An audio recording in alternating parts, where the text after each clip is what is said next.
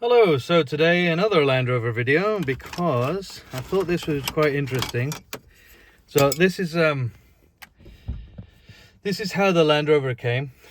I don't mean all broken. So it had this head unit in when I got the car, and the sound has always been really awful, like super awful. It's very loud on like position 2 or 3, volume 2 or 3. And basically it had these oopsie-daisy. It basically had these plugs. Oh, just going for it today.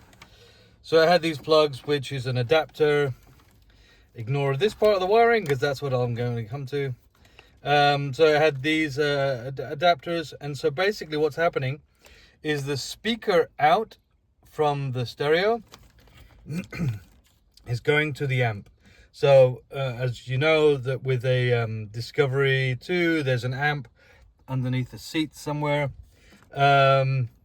So really, this should be a line in, which is an unamplified.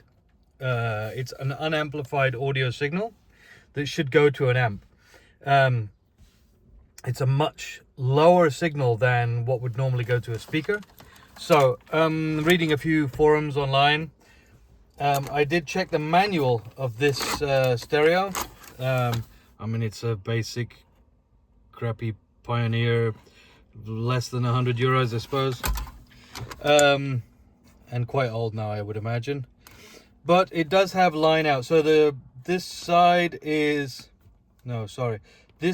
front speakers, line out, and this side is either rear speakers or subwoofer, and you can change that in the settings when you turn on the stereo. So what I've done is I've got these old cables, cut the ends off, and because I don't want to change this wiring here, I've changed the adapter here.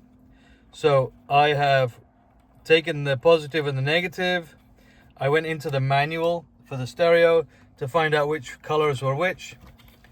White was front left, green, white and gray. So the one with the black was the positive. So this is front right, front left, and then the rear was purple and green.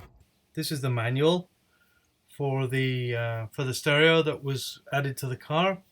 And I've looked down here. Here you can see speaker leads. And then over here, you've got number 4 and number 5 are those RCA outputs. And you see there number 4, rear output or subwoofer. And then number 5, front output. So this is the front speaker's output, but it's not a speaker, as I mentioned before. It's not a speaker output, it's a line out. So this line out is expected to go to an amplifier. And this is what you would connect if you had an amplifier in your car, which we do, but normally you would connect it with like an RCA lead to the amplifier. But as ours is wired in, then we're using these two, and this is how I knew which ones to cut into. And then here are the speaker leads. So you have all the speaker leads, the white, the gray, the green, the violet, and that's where I cut into. So I'm sending the RCA down to the speaker leads. So the positive and negative from these, I've taken it to, I've cut in, and I removed these from the plug, and then I'm feeding through this adapter the positive and the negative line outs for speakers 1, 2, 3, 4, and then I have to go into the settings of the radio and change the subwoofer out to be rear speaker out, and the difference is phenomenal, absolutely phenomenal.